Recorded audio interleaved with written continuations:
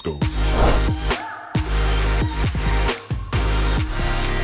I was like, oh my God, I cannot walk around like this. I was in school thinking about eyebrows instead of paying attention to the formulas for the math equation. I just started getting addicted to giving myself a glow and giving myself brows and good skin.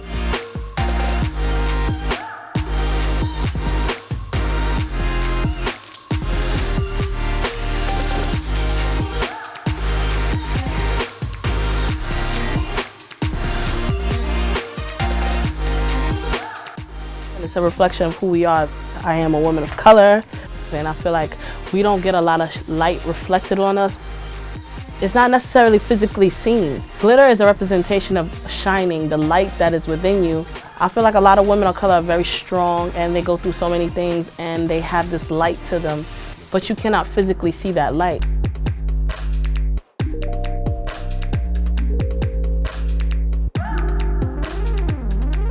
If somebody told me that a few years ago that I'd get paid to paint people and throw glitter on them, I'd laugh like, yeah, sure. Shake, shake, shake. Shake, shake, shake. Shake your glitter.